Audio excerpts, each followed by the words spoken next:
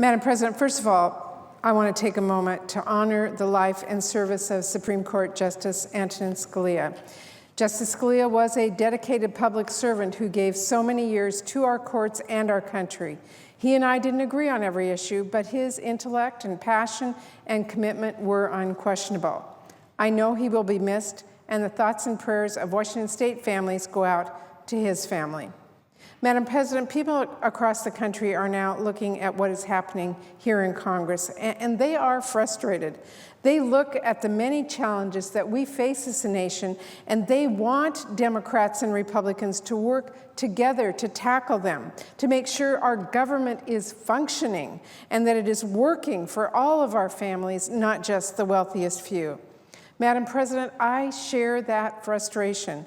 We have been able to get things done when Democrats and Republicans work together to break through the gridlock. But that shouldn't end just because it's an election year, and it certainly should not end when it comes to one of our most important roles here in the Senate, working with the President to evaluate and confirm judges for the highest court in our land.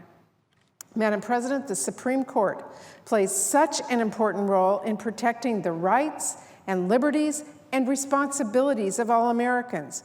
Over the years, the court has made decisions that have moved our country in the right direction and made decisions that set us back. When the court can do its work, it offers certainty to people across the country when it comes to their rights as workers or as patients or as consumers or as women or as citizens. And at its best, it helps our judicial system rise above politics, above partisanship, and above the spats and sniping of the moment.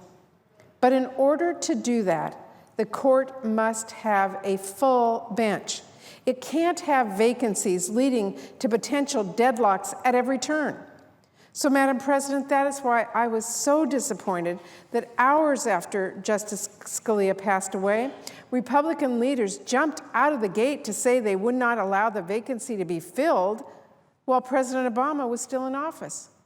Right away, before the nation had a chance to take in and mourn the loss of a Supreme Court justice, a man who fiercely believed in the Constitution, Republican leaders injected politics and partisanship into a process that should be about our obligations as Americans.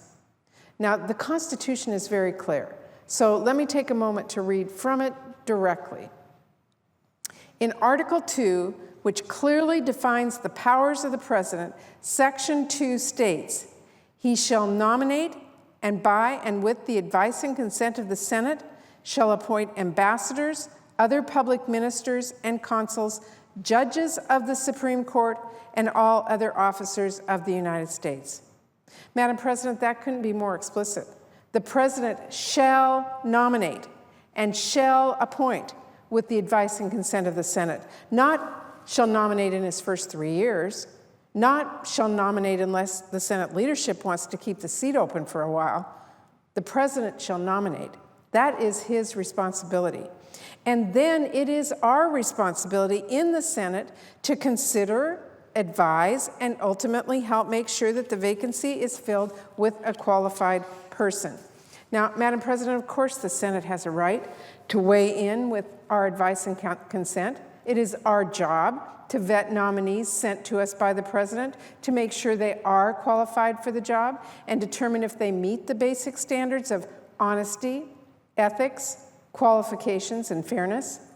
I know I personally will always want to evaluate if they will be independent and even-handed in deciding cases, and if they will uphold our rights and our liberties, including the critical right to privacy. But, Madam President, Republican leaders are not objecting to a person.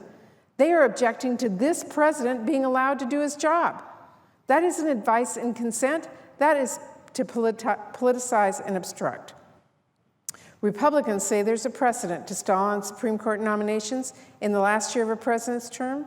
Well, that's just not true.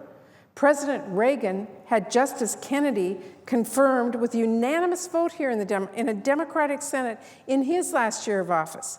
And since 1975, the average number of days from nomination to final Senate vote is about 70 days.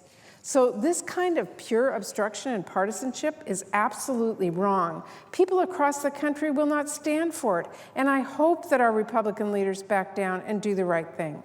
Because evaluating and confirming Supreme Court justice is one of the most important roles we have in the United States Senate.